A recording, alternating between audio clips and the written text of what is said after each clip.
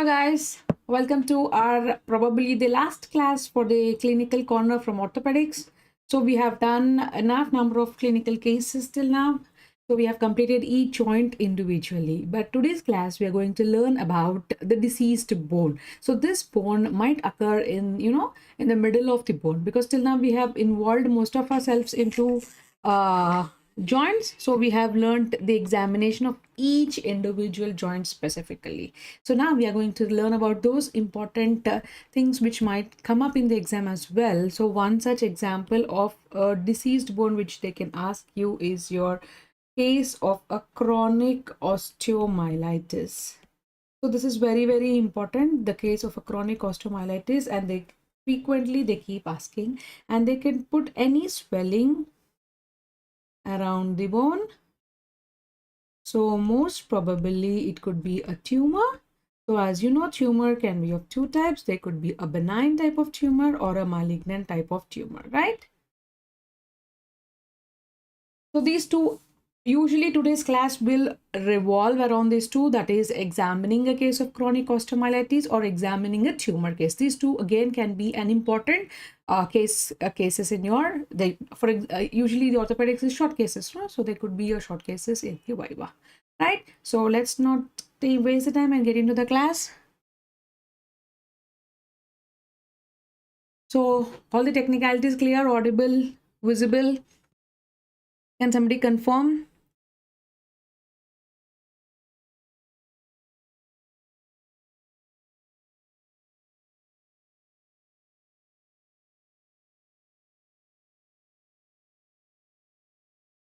Yes, usually acute osteomyelitis is not given as a case because it is associated with a lot of pain, right? So chronic osteomyelitis is again a very good case. You can nicely take the history, you can present it properly, so it is a proper case, right?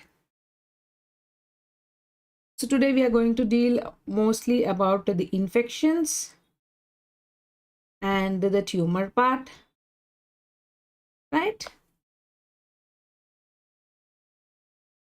So let's get started. So now today we are going to deal about the examination of a deceased bone. So we already know that there is some problem in the bone, and now we are going to deal how to examine the case and how to arrive at the diagnosis. So as any case discussion we have completed till now, everything starts with the history taking, right? So very, very important history taking. So here usually what is more important is, the chronological order.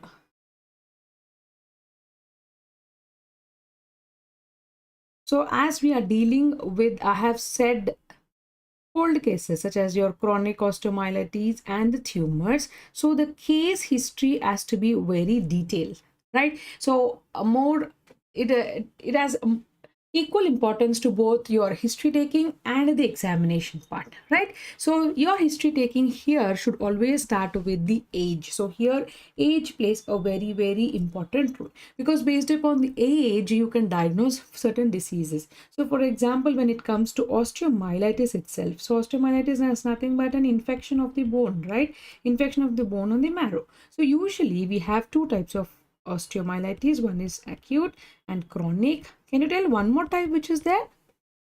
Yes, can somebody answer if there is one more type of osteomyelitis?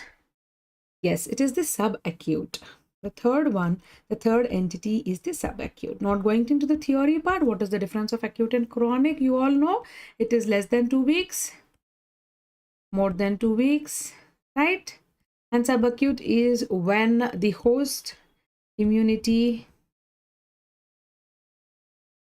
is more than the virulence of the organism, right? So here the osteomyelitis is infection. Infection is whenever the virulence is more, right?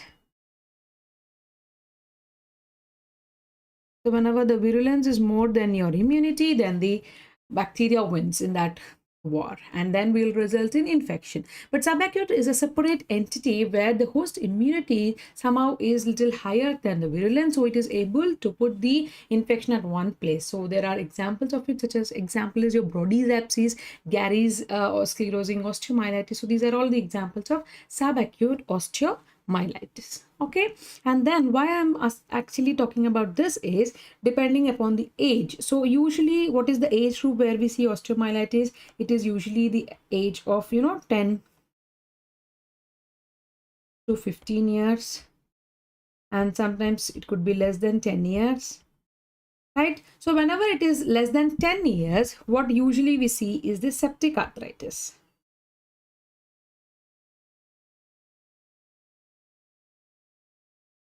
So septic arthritis we have discussed much in the examination of the knee joint. So it comes under knee joint swelling, right?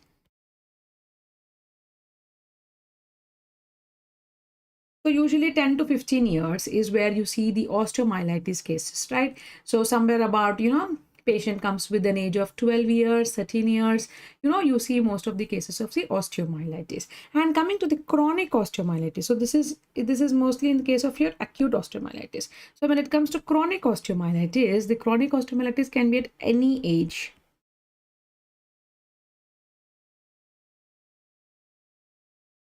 So it can occur at any age group, right? So this is about the osteomyelitis, the age. And age plays a very, very important factor when it comes to tumors. So whenever you talk about the tumors, this plays a very, very important role. So what is that importance of tumors? So for example, if you want to talk about osteosarcoma, if you want to talk about Ewing's sarcoma, so these two are malignant cases, right? And then we have benign but aggressive, which is GCT we have.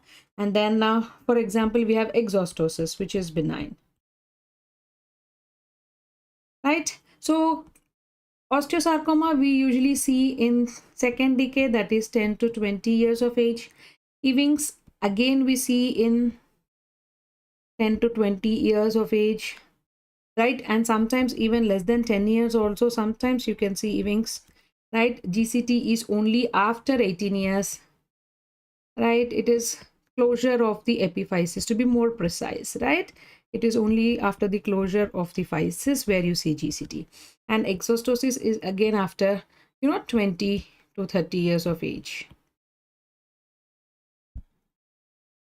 So these are certain age variations, based upon the age where you can diagnose the disease. Some importance is given to the age. And when it comes to metastasis, and when it comes to malignant melanoma,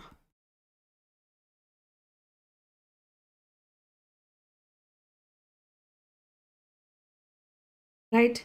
So multiple myeloma. So most malignant, that is your multiple myeloma. And then your metastasis. So usually we see this in the older age group, right? We see this in the older age group. That is above 60, something like that, right? So this is what is the importance of age, which we usually see in our cases, right? So that is why you have to always deal right starting from the age. Then you will ask them the onset and the progress. So what is the onset, whether it was a sudden or whether it was a chronic onset, and how did it progress? So then you will ask them the progression, right? So how did it develop actually? When did it form? When did it actually start? And what is it? Progress to present state. So for example, if they're describing a swelling, so for example, let us take it as it was a case of exostosis. So they were telling you that there was a mild swelling which was present initially, and then it was increased to present stage. So you have to compare that swelling to so and so size, such it could be a lemon size or a pea size, right? And then increased to present size. So this is how you describe the swelling, or you describe anything, whatever the patient complaints are. Okay, and then usually you have to describe the most important thing is related with the pain. So this swelling, the onset or the progress, is usually associated with the pain. So that is how the patient comes to the department, right? Without pain, they usually don't. It could be one thing can be a cosmetic appearance, but usually that also will have some amount of pain because of the pressure symptoms as well. So this pain is very, very important in case of ortho. So you have to ask them, how is the pain related to the swelling? So pain related to swelling has to be inquired, and most importantly you can ask about the diurnal variations. You can ask about the diurnal variation. So which tumor do you think these variations are very, very important? So talking about one important tumor, osteoid osteoma. What is the peculiar thing about osteoid osteoma? Yes, Jusis Khan, hello. So what is that important thing about osteoid osteoma? So here what we actually experience is the pain usually at the night time, right? Pain is usually presented at the night time. And one more peculiar feature, it decreases with the patient giving NSAIDs, right? So this is about osteoid osteoma, right? So that is how you have to describe the pain, whether the pain was throbbing in nature, whether it is, whether it is throbbing in nature, or whether it is only on activity the patient gets the pain, right, associated with any diurnal variation. So the characteristics of the pain, so it is a dull aching pain. In few cases it is just a dull aching pain, right? So sometimes, and what is the most important thing you have to even check is whether the pain was first or the swelling was first.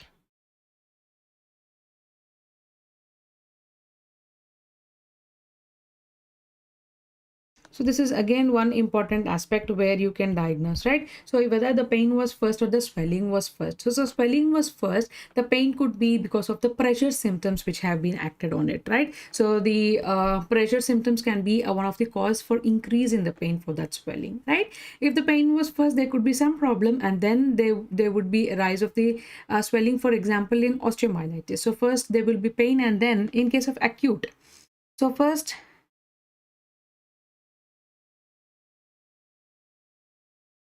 so in osteomyelitis, the patient will have pain, the swelling will appear later, right? In osteoma, so there is one doubt, okay? In osteoma and osteosarcoma are the same. How different they are from giant cell tumors? So these three are different entities. Osteoma is different, osteosarcoma is different, and giant cell tumor is different, right? When I say giant cell tumor, it is osteoclastoma, and the specifications for it is entirely different. Osteoma is just a swelling from the bone. It is nothing to do anything with anything else. It is just a it is like the, so these osteomas are of two types, to be precise. So first osteoma is for example, it is from the cancellous bone, right? Like it could be, example could be an exostosis. The other type of osteoma is osteoma which arises only from the skull. So this is a very benign, just a overgrowth from the bone, right? And most of the osteomas are removed only because of their cosmetic appearances. And osteosarcoma is supposed to be a very, very dreadful malignant disease of the bone, right? So we'll get into the details of what is osteosarcoma and JCT while we discuss. And osteoma, remember, it is just a growth of the bone. That's it. Okay. Okay, so that is how you have to describe about the pain. So pain also, you will tell the onset of the pain, whether the pain was first or the swelling was first, and how the pain was related to the swelling, and what are the diurnal variations in that particular pain, and whether it was really a throbbing pain. So usually this we see in inflammatory cases, right? And infections, and dull aching we usually see in case of tumors, right? So this is how you have to describe about the pain. Is that clear? So this is about the pain. And then history. So as we told, history, you start with the age, then onset, progression, then the pain. Then what you ask is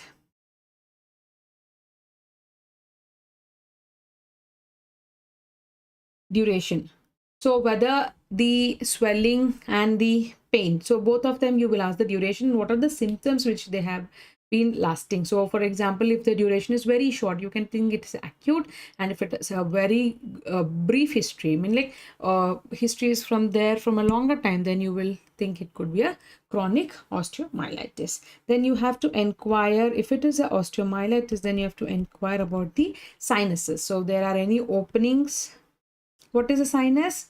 Opening onto the skin, right? So any opening onto the skins is called the sinuses. Then you inquire about the sinuses in the history. So you will take a part, brief history taking also in the sinuses, about the sinuses, right? And then you have to even ask about the any other similar swellings.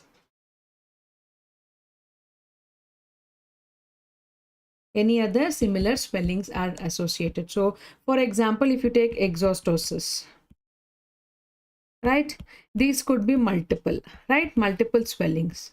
This is nothing but your osteochondroma. So there could be multiple swellings, right? So what is the syndrome which is related to this multiple swellings of osteochondroma? Yes, it is diaphyseal eclasia, right? And then there could be multiple enchondromas. So what is this associated with multiple enchondromas? Oleus disease, right? Or Oleus syndrome. So multiple enchondromas, it is multiple exostosis and multiple enchondromas. So that is where you have to inquire about what other similar swellings if the patient has, or it is only a single lesion, or it is associated with any other, like any other swellings, that is multiple lesions. Then you will end up the history taking only by taking the past history, and then family history, right? Sometimes the family history also is very, very important. So for example, any congenital diseases like, osteogenesis imperfecta. So when they are dealing with osteogenesis imperfecta, so it could run in the families, right? So this could be an important history taking for us, right? And so this is how we complete the history taking. So you will start right from the age, onset and progress of that particular case, and then pain again is very, very important as we have discussed. Then you will put, if it is a chronic osteomyelitis case, they will put the inquiry about the sinuses, and you have to always check whether this is a single lesion which the patient is presenting with, or it is associated with multiple lesions. So that is how you take the similar swellings around and any other part of the body. And then comes the past history and the family history. So past history is important whenever in cases of your, we are dealing with tuberculosis. So past history becomes important such way. And then the family history. So again, whenever we are dealing with any tumors, or whenever we are dealing with osteogenesis imperfecta, again the family history becomes significant, right? So this is mainly about the history taking in case of any diseased bone. Then coming to the examination part. So examination, once you're done with the history, you as I've told you in the very first class, you will always put the diagnosis in your mind. So once the history is done, now you will have an idea whether we are dealing with an infective case or whether we are dealing with an inflammatory case, right?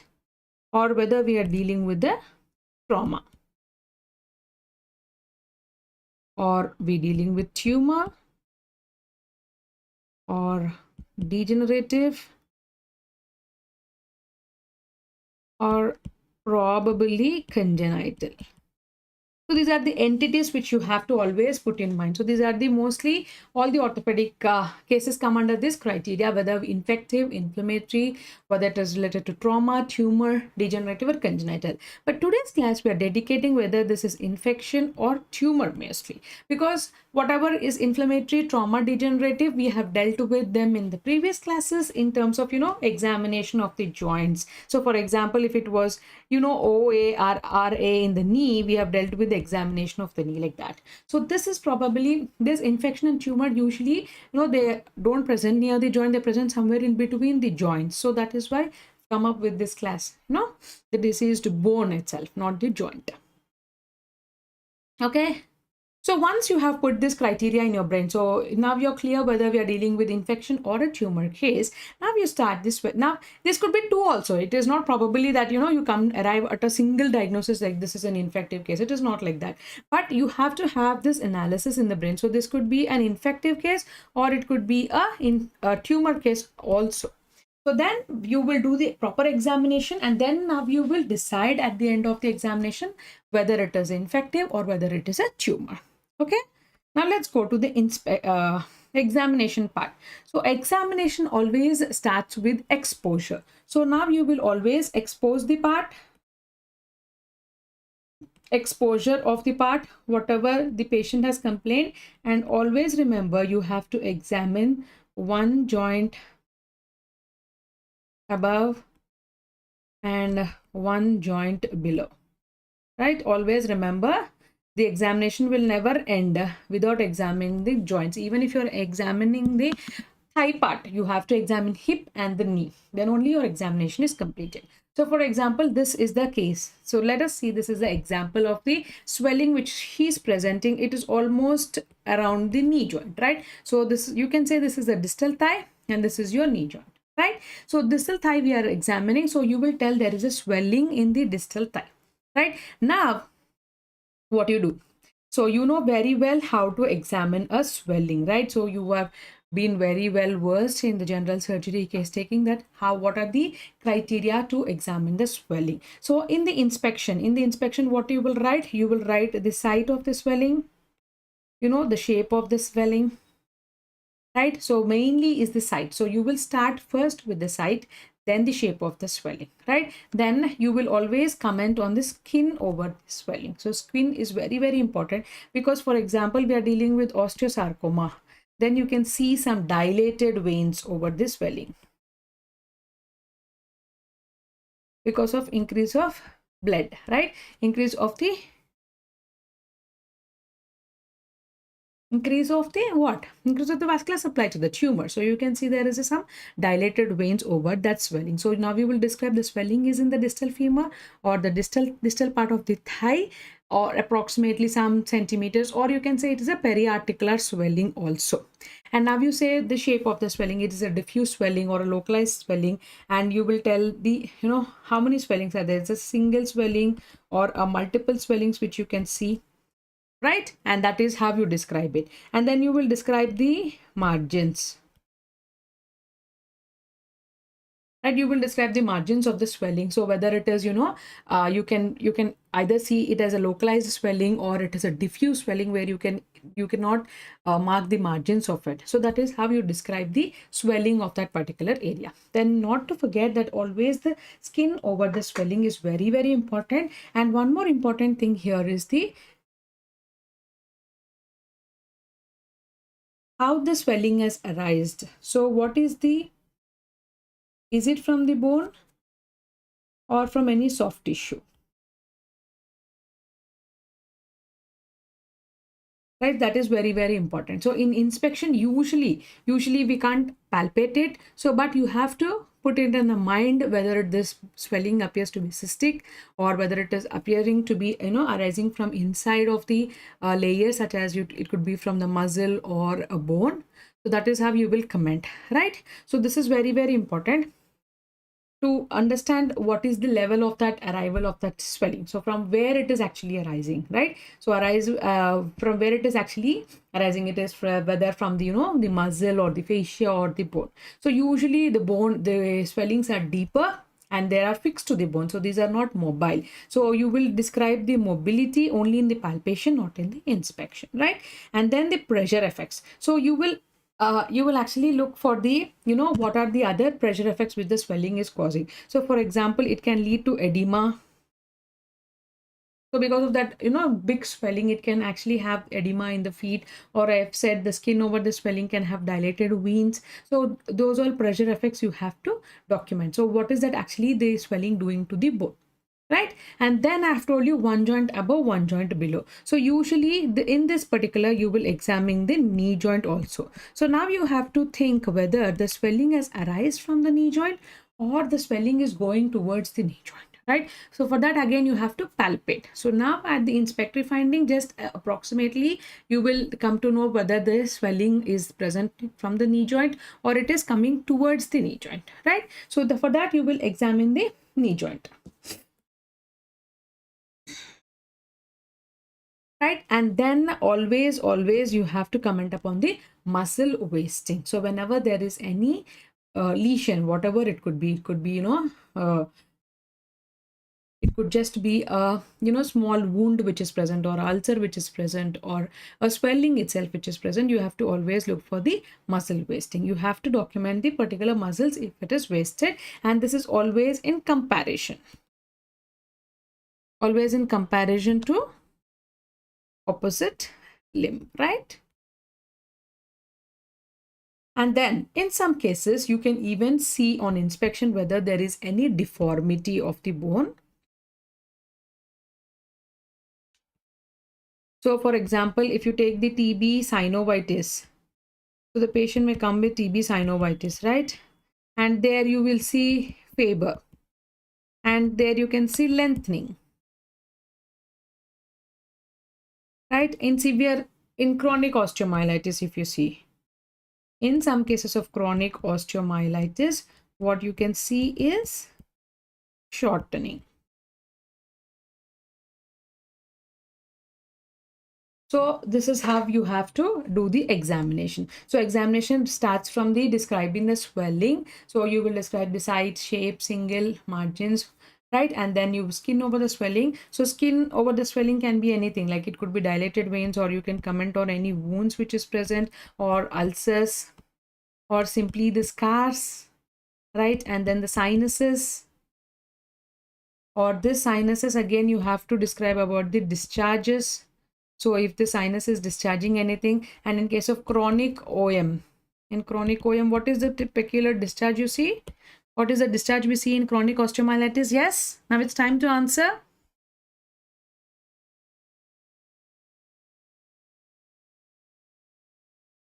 Yes, faster.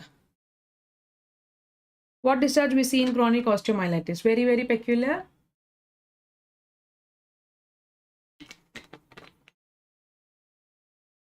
Yeah, pus is seen.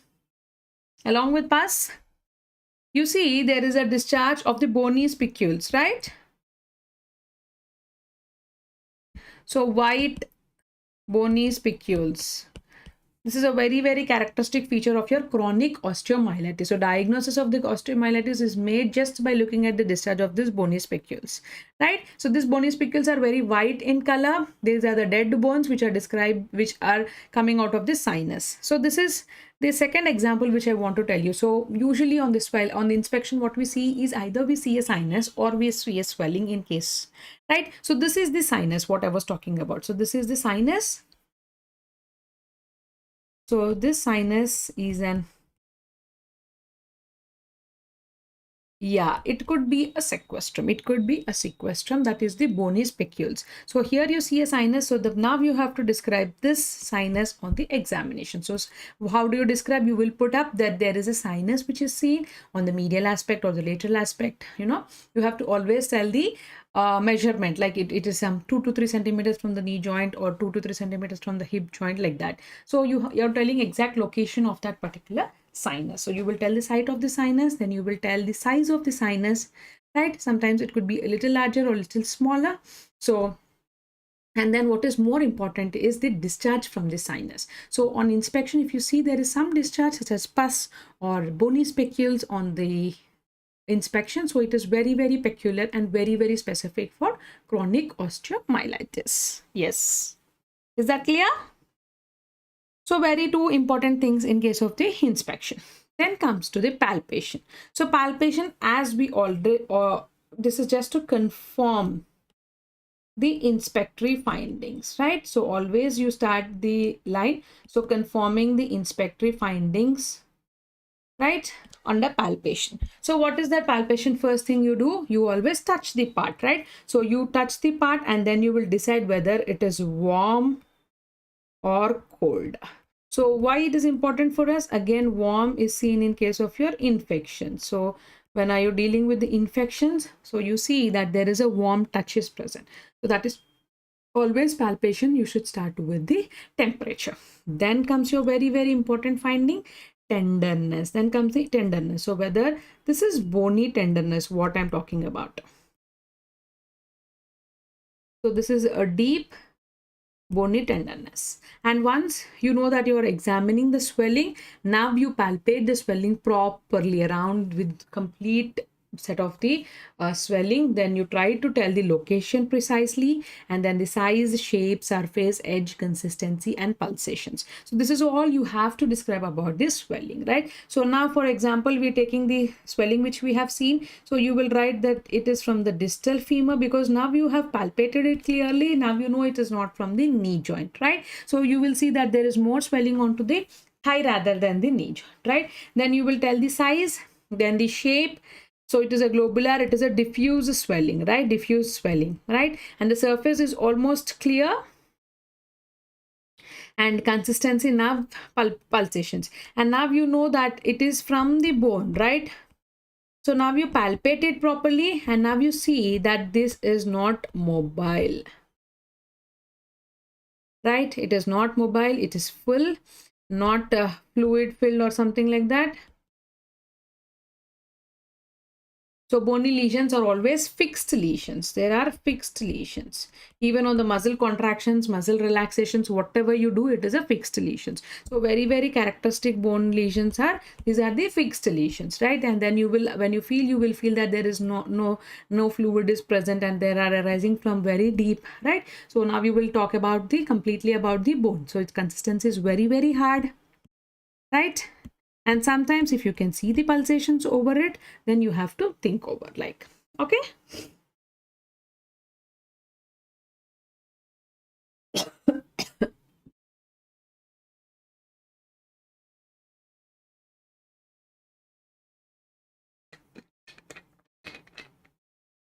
So pulsations usually where we see in the aneurysmal bone cyst, that is ABC.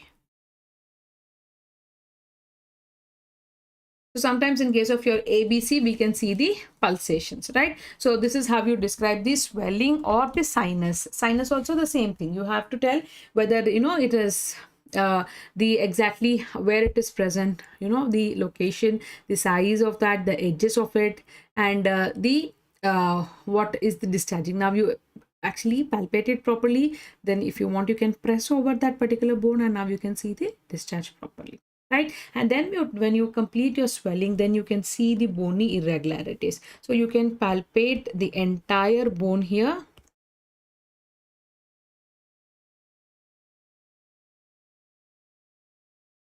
Two joints.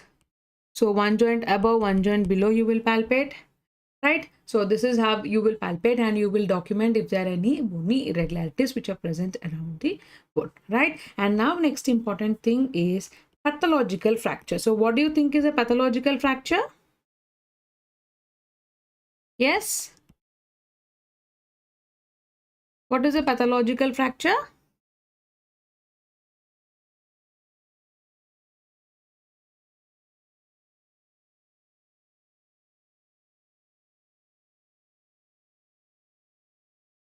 So now whenever there is a fracture in this diseased bone,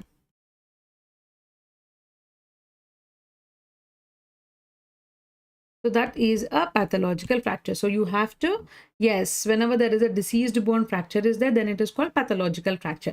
Then whenever you palpate the entire bone, you can feel that, you know, whether there is a presence of fracture, then again you have to document it. If there is a presence of fracture, you see there is no continuity of the bone, and you can feel any discontinuity, then you can actually predict that there is a fracture. Or patient is unable to bear weight, and now he gives the history of, you know, chronic osteomyelitis. You see the sinus, and then again whenever he's not able to bear weight, he has come to you, then you will examine, and there is some presence of, you know, discontinuity in the bone, then you can document is the pathological fracture. So which site it is present, whether it is in the metaphyseal region or diaphyseal region, you have to mention it. And then comes to the surrounding structures, very, very important surrounding structures. So you have to examine the surrounding nerves and vessels, right? So very important. We're going to examine the neighboring structures and of course muscles. So all the surrounding structures, so bone, which are covered by muscles, then already we have discussed about skin in detail, and now we will talk about the nerves and the vessels, right? So this is how you will complete the cases, right? So this is about your complete palpation. Yes, very good. So this is a diseased bone. So prostate cancer, lung cancer causes vertebral metastasis, and whenever this vertebral metastasis will result in fracture, it is called the pathological fracture. Yes. And now whenever I say the swelling in location, I have told you, right? So there is an appearance of the swelling in particular location. So based upon the location of the bone, we have certain tumors which we can diagnose it. So for example, if the swelling has arrived from the epiphysis, so what is that two important things which you have to remember whenever there is a swelling in the epiphyseal region of the bone? Yes? Whenever you see a swelling from the epiphyseal region, what could be your diagnosis?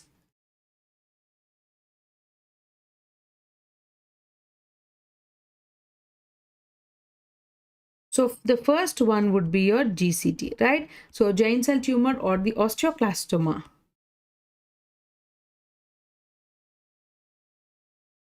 So this is the one which is appearing from the epiphysis. And the second one is your chondroblastoma. Chondroblastoma and the GCT are the two things which usually appear from the epiphyseal region of the bone. So nothing like you all know that bone is divided into three parts, right? Epiphysis, meta, and the diaphysis. And here this is the physis. This is the growth plate. This is the growth plate, right? So epiphyseal swelling. So what are those epiphyseal swellings which we see? So epiphyseal swellings are the GCT and the chondroblastoma. And what are the metaphyseal swelling? So metaphyseal swelling is very, very important because your osteomyelitis is also in the metaphysis. And osteosarcoma, which you have to remember. And then your osteochondroma we have discussed. And then enchondroma, your ABC. Non-ossifying fibroma, simple bone cyst. So these are all from your metaphyseal region. So simple bone cyst, aneurysmal bone cyst, your osteochondroma, your osteosarcoma, your enchondroma. Enchondroma is nothing but your cartilaginous tumor, right? Or just a simple bone cyst or a fibrocortical defect, non-ossifying fibroma. So non-ossifying fibroma and fibrocortical defect, these are just an incidental findings. They don't provide you with anything very aggressive. They're just an incidental finding which we see and they heal naturally. Okay. And then whenever it comes to diaphysis, what you have to remember, two important things. So one is your osteoid osteoma, which is very, very important. And then your Ewing sarcoma. Osteoid osteoma is supposed to be a benign tumor, right? And Ewing sarcoma is supposed to be a malignant tumor. So these two are very, very specific for your diaphyseal locations, right? Whenever the swelling is from diaphysis, you think about these two. Metaphysis, there are many which you have to think and also put in mind that infection is also in the metaphyseal region. And then epiphysis is mainly the GCT and then your chondroblastoma, right? So this is about the location. So mainly about the epi, meta, and diaphysis because this is important. A question they might ask you, the theory-based questions after you present the case, right? Clear? Yes. Then you will end up the case examination by measurement. So you will always measure the bone length.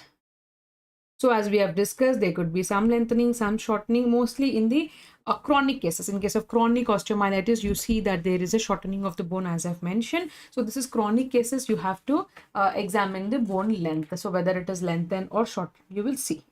And then for muscle wasting, what do you measure? You will measure the circumference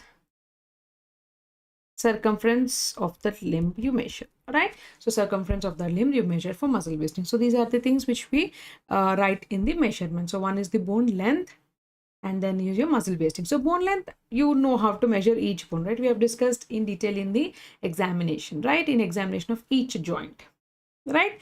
And then it is usually between the two bony prominences.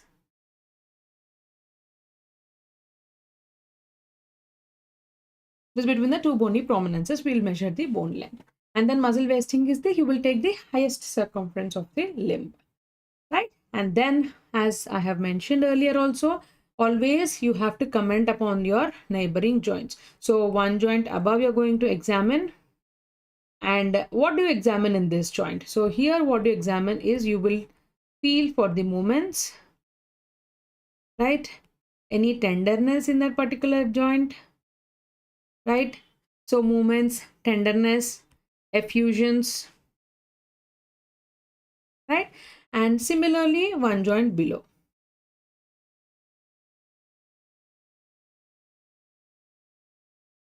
So you will feel for this again. So you will feel for the movements in the particular joint. You will feel for any tenderness which is present or any effusions which are present in that particular joint, right?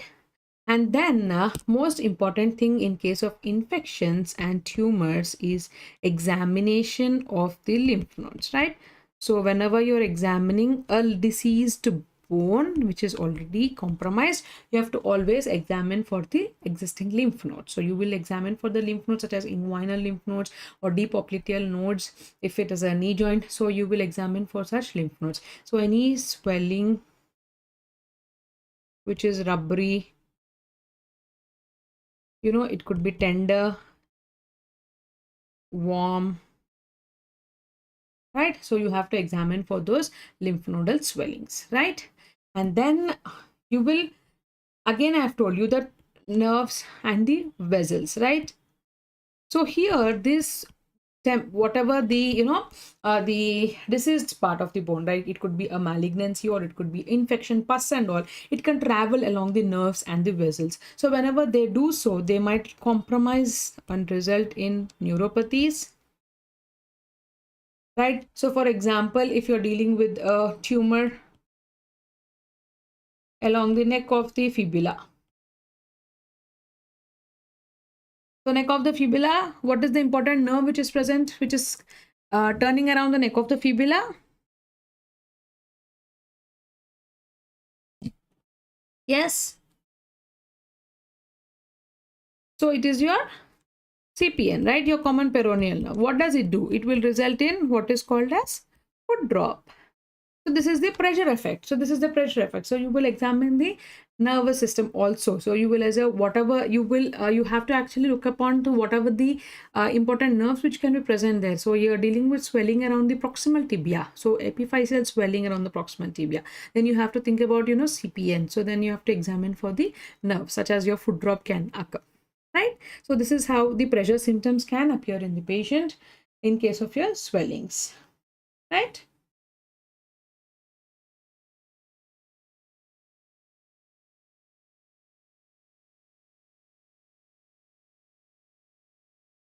Yes, very good. The common peroneal nerve. And that will result in the foot drop.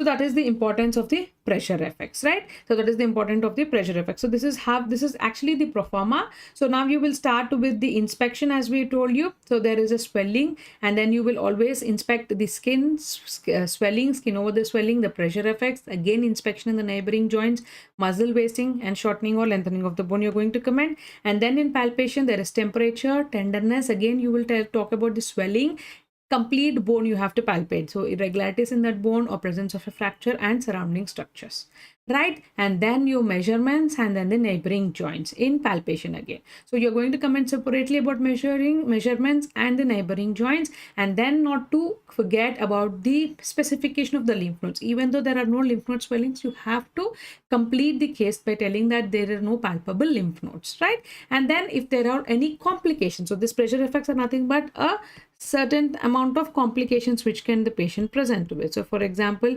as we have discussed, if there is a upper tibial swelling, there could be an encroachment onto your CPN resulting in foot drop. So this is one of the complications, right? So this involvement of the nerves or the vessels will result in such pressure effects, right? So these are nothing but the complications. So now what is this swelling? So again, you see the swelling in the distal thigh, right? So it is very a diffuse swelling. and it is mainly in the metaphysis, probably because it is little above the joint metaphyseal region. You can see there is a globular swelling, right? And this is an example of osteosarcoma, right? It was a malignant swelling which was presented to us. And if you see, there are some scars here. So this is how you have to present on the inspection. So there would be some scars. So this is how they will give you the case of swelling, and then they will ask you to present that particular case. So you have to be very sure, and then not to forget to examine the knee joint. So again, examine for its knee joint effusion if anything is present, or movements of the knee joint, right?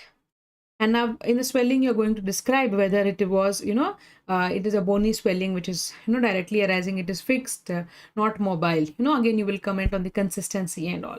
Okay. And now you have to always check about the peripheral nerves also. So you will check about the foot drop, right? And knee extension and flexion, hip extension and flexion, right?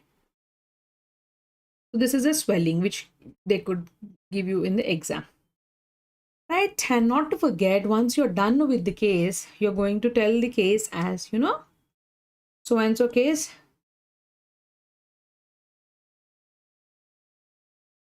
So now you will describe this particular case in swelling, and then you will tell this could be because of, tumor or infection, depending upon the history. So in the history, if it is an infection, the patient will usually tell you about the fever, right? Fever, then there will be loss of appetite and loss of weight.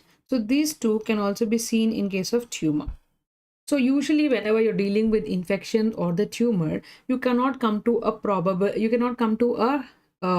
particular final diagnosis. So for that, you have to tell that it could be a probable diagnosis, right? It could be a tumor case or the infection case. So this could be a septic, it could be a osteomyelitis case also, right? But again, history plays a very important role to tell whether it is an acute osteomyelitis, right? So you will have fever, you will have a patient will first have pain, then have swelling. In the tumor, there will be swelling first, then the pain can appear later.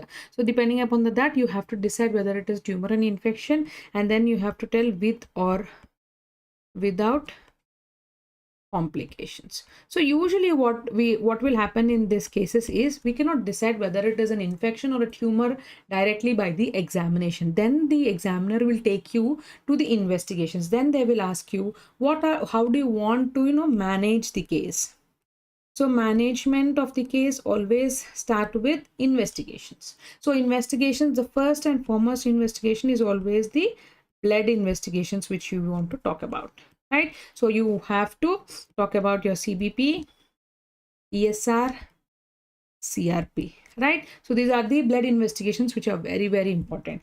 And sometimes you can go for, synovial fluid examination if there are very gross swelling of the joints. So the synovial fluid examination you could go, and most important thing which we are involved here is the radiology. So once you have done the case, be prepared with good x-rays. Like they will ask you about the x-rays in such cases. So if you have got a case of chronic osteomyelitis, then you will tell about the sinus and all. Then they will ask you what is your diagnosis. Then they will definitely ask you about the x-ray findings. So then they will put this particular x-ray, and then they will ask you what are these x-ray findings. Then you will come to the conclusion, and then you can come to your final diagnosis of the case, right? So here now this is a case of what? You can see this is a case of a chronic osteomyelitis, right? So why I have said this is a case of chronic osteomyelitis. Now you will talk about the x-ray. So now they have given you some case like the sinus case which they have given you. So now you will tell about there is a sinus, the site size location, and you will tell there are some discharge which was present, and there would be some associated past history. And now Usually whenever it is sinus, we will confirm it as osteomyelitis. Now they will put this x-ray. Now you have to describe the x-ray. So always go in an order. So in the x-ray, what you see, you always see from outside to inside or inside to outside. So you see, what is this? This part. What is this? And it is surrounded like this. So this is very, very important finding on the x-ray. This is nothing but your sequestrum. So once you uttered the word sequestrum, then they will ask you, what is a sequestrum? Then you have to tell it is a dense, sclerotic, dead bone surrounded by lucency. So this lucency is nothing but your granulation tissue, right? So this is how they will ask you. So they will put up the x-ray and then they will ask you what you are going to see there. So you will see there is a dead bone inside, that is the dense sclerotic dead bone surrounded by lucency. This is called as the sequestrum. So once they have asked you about sequestrum, then they will ask you this friend of the sequestrum. Then what is this? Involucrum. So what is involucrum? You will tell this is a periosteal reaction for which there is new bone formation.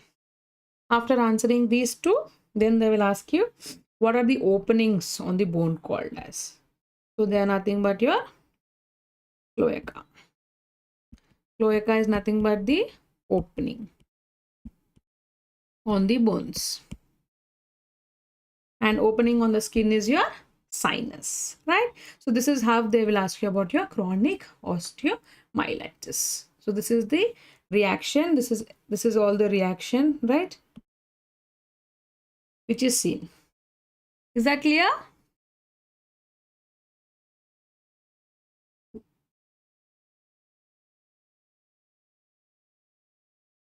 That is your sequestrum.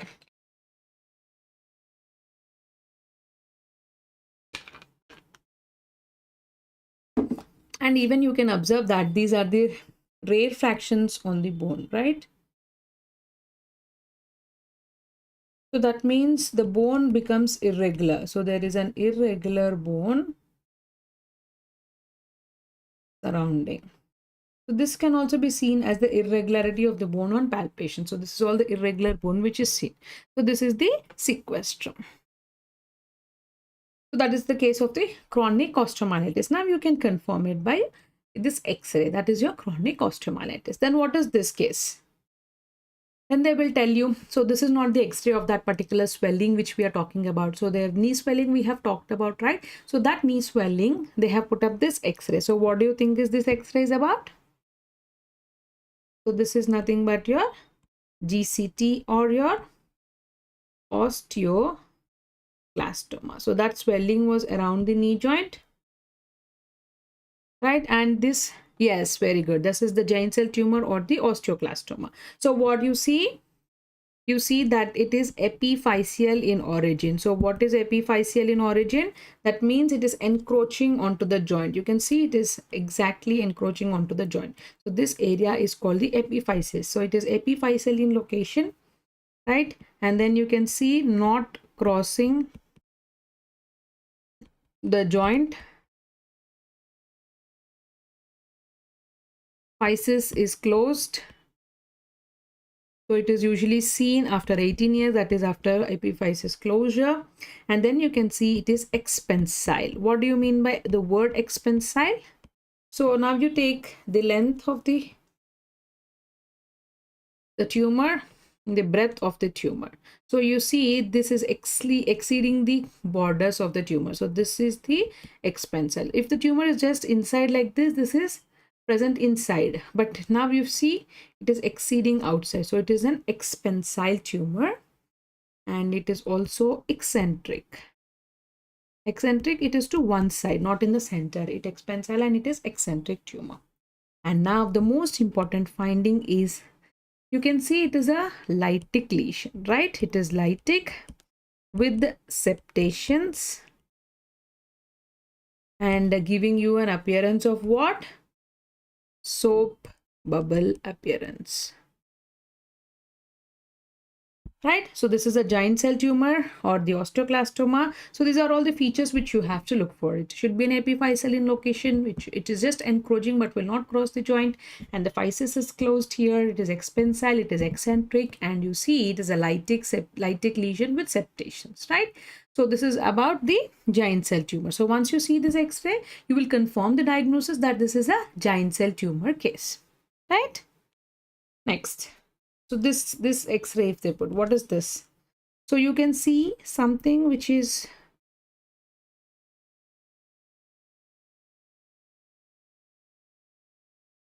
so this is a Brody's abscess. It is an example of an subacute osteomyelitis. So what do you mean by that? So this is just a lesion which is present, again a lytic lesion which is present in the upper part of the tibia, which is, you know, clearly defined lesion. So you can see that the lesion is defined by, again, a sclerotic margin. So you can see this lesion is just present only here, well defined, surrounded by sclerosis, a lytic lesion. This is a classical example of a subacute osteomyelitis called the Brody's abscess, right? So this is an example of the Brody's abscess. And then what is this? This is a very favorite of all the examiner. So here you can see it is from the metaphyseal region, and what you see is bone everywhere, like, so it is an osteoid forming tumor, and the classical sunburst appearance. So sunburst appearance is because of this osteoid which is forming along the, you know, the Sharpie's fibers. So these are some fibers which are connecting the periosteum like this. So those are called Sharpie's fibers, or along the blood vessels. So this is a very, very classical example of osteosarcoma. Osteosarcoma, it is also malignant, the sunburst or the sunray appearance, right? And you can also see what is also called as the Codman's triangle. Codman's triangle. So this is nothing but the elevation of the periosteum. So because of the periosteal reaction, there will be elevation of the periosteum from the bone at one end, which is called as Codman's triangle. How Brody's and the sequestrum is same. Sequestrum should be surrounded by lucency. Can you see anything which is sclerotic inside the cavity? No, it is just a cavity. Sequestrum is like this. Sequestrum is, you have to see something sclerotic inside the cavity. If there is something dense bone which is surrounded by the lucency, is only sequestrum. Brody's abscess is just a lytic lesion. It is just a lytic lesion. Nothing else is present in the cavity. Understood? It is a lytic lesion and the margins are well defined here. The sclerosis is nothing but the margins are well defined. You can see a nice lytic lesion. When you see sequestrum is a small piece inside the cavity. So if there is a small piece inside the cavity only, then it is called the sequestrum. Hope you understood the difference.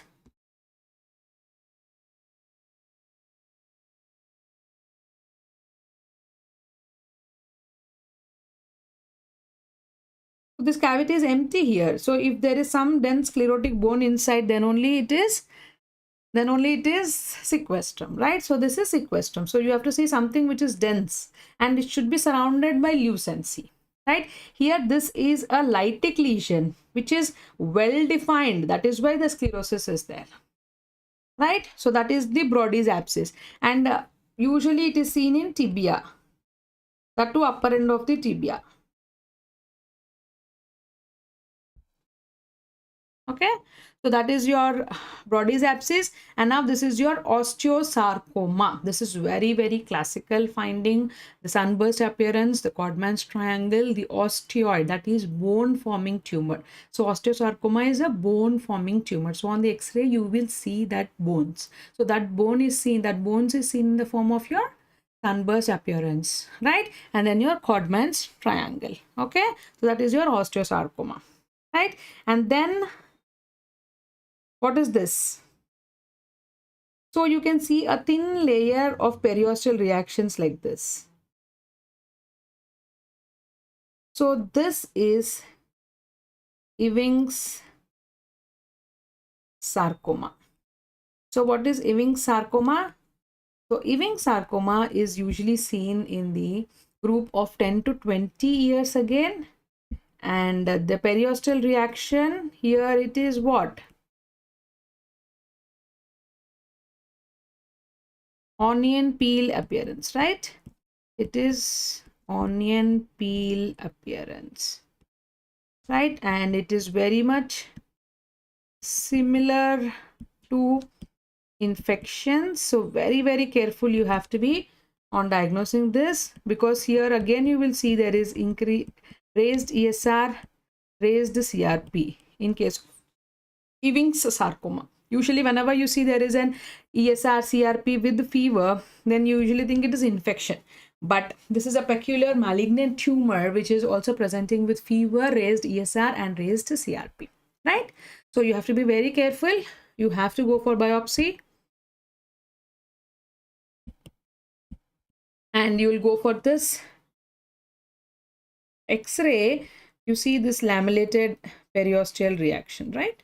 And usually this is seen in case of your diaphysis. Ewing's sarcoma is usually seen in the diaphysis. Okay, so that is your Ewing's sarcoma.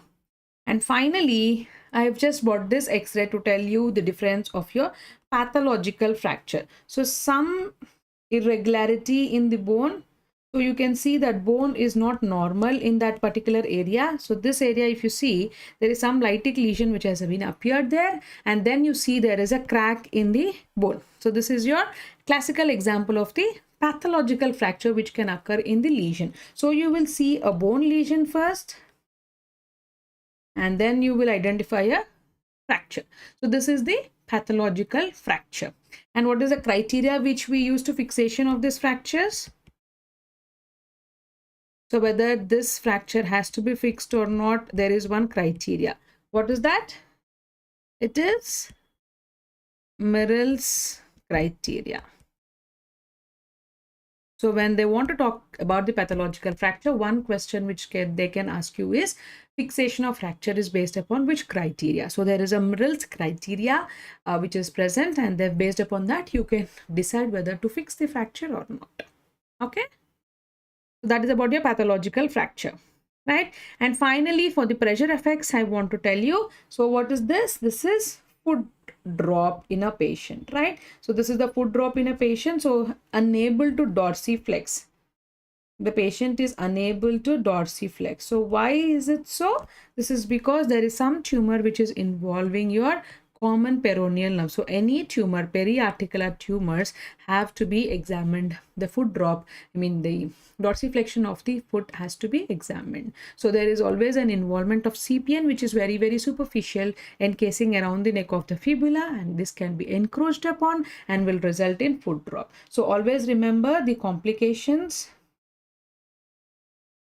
Usually they will be related to the nerve, right? And hence all the peripheral nerves which are involved in that particular area has to be examined, right?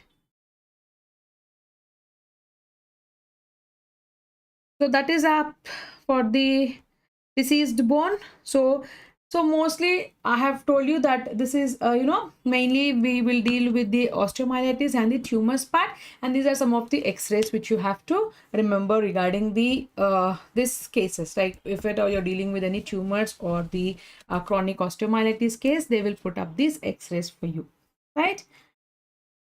So anything else you want to know? So So this is how we are going to present these cases of deceased bone. Okay. So now we have come to the end. So now you want to deal only with the osteomyelitis case, then you have to go to the app, that is MEDET 2.0 Clinical Corner, and then you will select orthopedics, and then you will go to osteomyelitis. So there you will have a particular proforma for osteomyelitis, like only for the osteomyelitis, like, okay.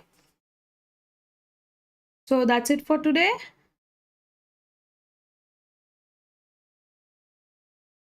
So any doubts you have, anything you want to share? Notes will be there in the, I think, in the Telegram app. So they will give you a link at the end of the video. There you can access for the notes. Okay. So anything else you want to learn, you want to ask? This is my Instagram ID, Dr. Alekhya Ortho. You can DM your doubts there, or you can also DM your doubts to PW Medet. So our team will be helping you regarding all those queries of, where the notes are available and what are the updates of other classes. So that's it for today. Any doubts, anything you want to ask, please.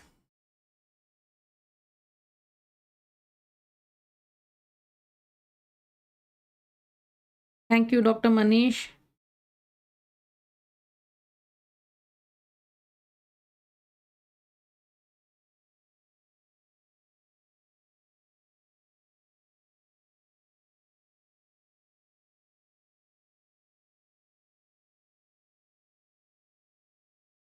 Yes, so there are no doubts, then we'll end the class. Thank you so much. See you all in the next class. Good night. Take care.